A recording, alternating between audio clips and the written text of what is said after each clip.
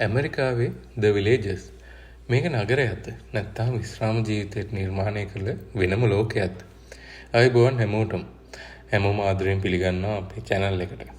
අද ඔයගොල්ලෝ අපි එක්කගෙන යන්නේ ඇමරිකාවේ ෆ්ලොරිඩා ප්‍රාන්තයේ තිබෙන ඉතාම සුවිශේෂී නගරයක් වෙන ද විලේජස් වෙතයි.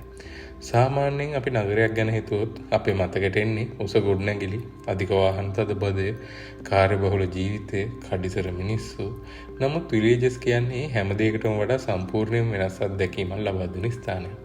මෙම නගරයට මුලින්ම පැමිණෙන කෙනෙකුට ඇති වෙන පළමු හැඟීම තමයි මේ ඇත්තටම ඇමරිකාවේද? හැමතැනම හරිත ගස්වැල්, ඉතා පිරිසිදු මාර්ග, ලස්සන නිවාස, මල් වලින් අලංකාර කරපු වටපිටාව, නිස්කලංක පරිසරය, හැමෝගෙම මුහුණේ සිනාවක්. මේ හැම දෙයක්ම එකට එකතු වෙලා ද විලේජස් කියන්නේ සාමාන්‍ය නගරයකට වඩා ජීවිතේ භුක්ති විඳින්න නිර්මාණය කළ ප්‍රජාවක් කියලා දැනෙනවා. ද විලේජස් පිහිටලා තියෙන ෆ්ලොරිඩා ප්‍රාන්තයේ මධ්‍ය ප්‍රදේශයේ ඕලැන්ඩෝ නගරයට උතුරෙන් පැයකට ආසන්න දුරකින් තමයි මේ නගරය තියෙන්නේ. මේ විශේෂත්වය තමයි මෙය අවුරුදු 55 සහ ඊට වැඩි පුද්ගලයන් සඳහා සැලසුම් කරපු විශාලතම ප්‍රජාවක් වීම. බොහෝ දෙනෙක් තමන්ගේ රැකියා ජීවිතය අවසන් කරලා ජීවිතයේ ඊළඟ අදියර සතුටින් ගත කරන්න මේ නගරයට එනවා. නමුත් මෙම නිහඬ නගරයක් කියලා හිතන්න එපා. අද ඔයාලා වීඩියෝ පුරාවටම දකිනවා වගේ හැම තැනම ජීවිතය තියෙනවා. මුලින්ම ඇස්වලට වැටෙන දෙයක් තමයි ගොල්ෆ් කාට්. ගොල්ෆ් කාට් කියන්නේ විනෝදාංශයක් විතරක් නෙමෙයි. දෛනික ප්‍රවාහන මාධ්‍යයක්. සාමාන්‍යයෙන් දත්තවලට අනුව මේ ගොල්ෆ් කාට් 70000කට වැඩිය තියෙනවා. සාමාන්‍යයෙන් අපි කඩේකට යන්න කාර් එකක් ගන්නවා. නමුත් විලේජස් වල ඉන්න මිනිස්සු ග්‍රොසරි ස්ටෝර් එකටත්, රෙස්ටෝරන්ට් එකටත්, බැංක් එකටත්, ජිම් එකටත්, චර්ච් එකටත් යාළුවා හම්බ වෙන්න යන්නත්, ඒගොල්ලන්ගේ විවේක ගත කරන්න යන්නත් හැම දෙයකම ගොල්ෆ් කාට් එක තමයි පාවිච්චි කරන්නේ. ඒ වෙනුවෙන්ම විශේෂ මාර්ග තියෙනවා. පාලම්, පාකින් පහසුකම් නිර්මාණය කරලා තියෙනවා. ඒ නිසා මෙහි රිය පැදවීමත් වෙනස්ම අත්දැකීමක්. මෙම නගරේ හවස් වෙනකොට වාතාවරණය සම්පූර්ණයෙන්ම වෙනස් වෙනවා. ලයිව් මියුසික්, ඩාන්ස් කරන කට්ටිය, ෆුඩ් ඒරියා, මිනිස්සු shopping යන එක, යාළුවෝ එක්ක කතා කරන එක, සමහර අය නටනවා. හැබැයි ගොඩක් අය නටන්නේ එකම විදිහට. මොකද ඒගොල්ලෝ ගොඩාක් ලයින් ඩාන්ස් ස්ටෙප් ඉගෙනගෙන තියෙනවා. තව කෙනෙක් ගීත අහගෙන වාඩි වෙලා ඉන්නවා. බලනකොට විශ්‍රාම ජීවිතය කියන්නේ නිවසේ ඉඳන් ටීවී බලන එක නෙමෙයි කියලා තේරෙනවා. මෙහි හැම දවසකම නොමිලේ සංගීත ප්‍රසංග පැවැත්වෙනවා. කට්ටිය විනෝද වෙනවා. ඉතින් තවත් විශේෂ දෙයක් තමයි මෙහි තියෙන පිරිසිදුකම. සාමාන්‍යයෙන් සතියකට දෙපාරක් මේගොල්ලෝ කුණු එකතු කරගෙන යනවා. මෙහි කුණු නැහැ, අනවශ්‍ය ශබ්ද නැහැ, මාර්ග නීති හොඳින් පිළිපදිනවා. මිනිස්සු ඉතාමත් ඉවසීමෙන් කටයුතු කරනවා. කෙනෙක්ට පාර මාරු වෙන්න වාහනේ නවත්තලා ඉඩ දෙනවා. මේ වගේ දේවල් දැක්කහම මිනිස්සුන්ගේ විනය කොච්චර වැදගත්ද කියලා හිතෙනවා. විලේජස් වල නිවාස ගැන කතා කළොත් සාමාන්‍යයෙන් ගොඩාක් පේන විදිහට නම් හැම නිවාසයක්ම එකම වගේ තමයි. හැබැයි අපි ඇතුළට ගිහිල්ලා බැලුවොත් ඒවා සාමාන්‍යයෙන් මොඩල්ස් කීපයකට ඉදිරිපත් කරලා තියෙනවා. නිවාස සැලසුම් ශිල්පීන් විසින්. එතකොට අපි අලුතෙන් නිවසක් ඉදි කරනවා නම් අපි කැමති මොඩල් එකක් තෝරගන්න පුළුවන්. ඒ වගේම තමයි අපි නිවස මිලදී ගන්නවා නම් මොඩල් එකක නිවසක් බලලා අපිට මිලදී ගන්න පුළුවන්. විලේජස් වල නිවාස ගැන කතා කරොත් බොහෝ විට හැම ගේකම ලස්සන උද්‍යානයක්, මල් පැල, කපල සකස් කරපු තනකොළ, පිරිසිදු ඩ්‍රයිව් වේ එකක්. ඒ නිසා මාර ලස්සන මෙම ප්‍රදේශයට ලබා දෙනවා. ෆ්ලොරිඩා කියන්නේ උණුසුම් කාලගුණයක් තියෙන ප්‍රාන්තයක්නේ.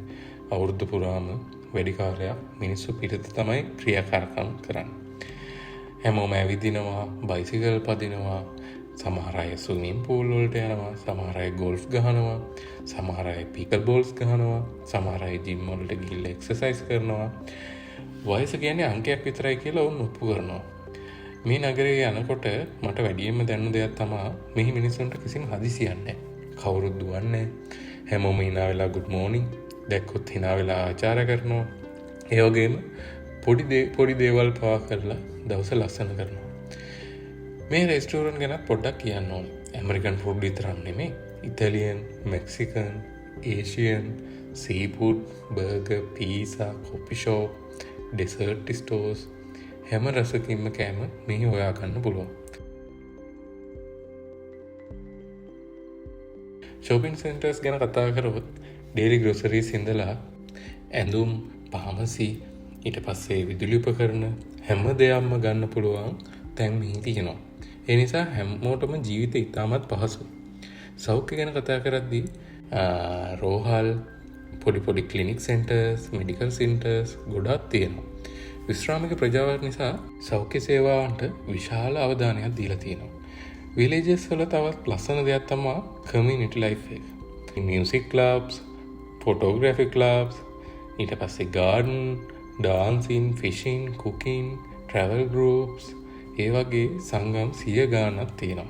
අලුත් යාළුවෝ හදාගන්න, අලුත් දේවල් ඉගෙන ගන්න, ජීවිතේ සතුටින් ගත කරන්න හැමෝටම අවස්ථාවල් ලබා දීලා තියෙනවා. ඔයාලා මේ වීඩියෝ එක බලන ශ්‍රී ලාංකිකයන් නම් මේ වගේ තැනක් නැහැනේ කියලා හැමෝටම හිතෙන්න පුළුවන්. ඇත්තටම හැම රටකම හොඳ දේවල් වගේම අභියෝගයක් තියෙනවා.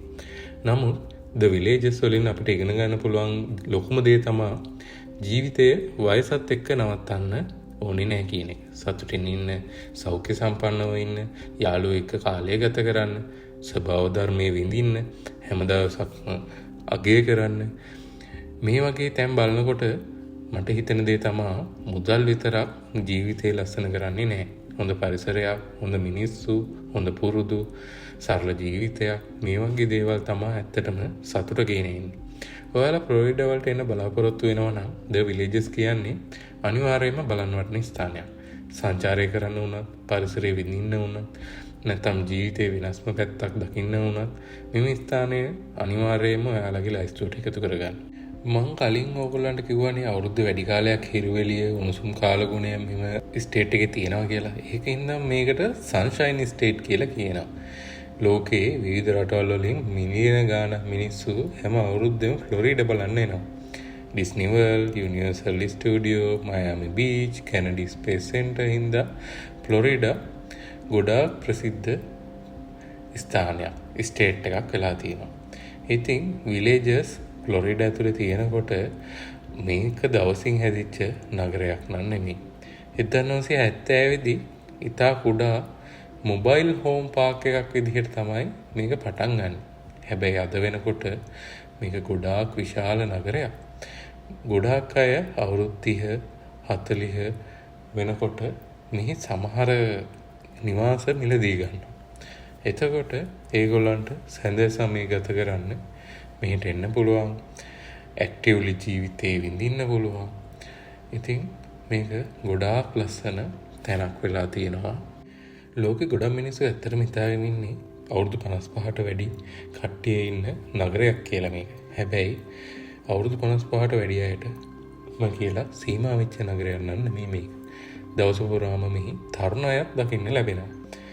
රෙස්ටෝරන්ට් වල වැඩ කරන අය, කොෆි ෂොප් වල වැඩ කරන අය, සුපර් මාකට් වල වැඩ කරන අය, ඊට පස්සේ ෆයර් ෆයිටර්ස්ලා, ඩෙලිවරි ඩ්‍රයිවර්ස්ලා, ලෑන්ඩ්ස්කේපින් කරන කණ්ඩායම්, මේ වගේ තරුණ ගොඩාක් අයත් මෙහි ඉන්නවා. එල්ලෝඩ්, ඔක්ස්ෆර්ඩ්, ලේඩි ලේක්, පිලිස්බර්ග් කියන අවට තියෙන නගරවල තරුණ කට්ටිය ජීවත් වෙනවා. ඔවුන් දිනපතා විලේජස් වල රැකියාවටත් එනවා. තවත් ලස්සන දෙයක් තමයි හොලිඩේ සීසන් එකට, ක්‍රිස්මස් කාලෙට, අවුරුද්දට මේ වගේ කාලවලට විශ්‍රාමිකයන්ගේ දරුවන්, මුණුබුරන්, නෑදෑයන් එනවා. එතකොට මේ නගර තවත් ලස්සන වෙනවා.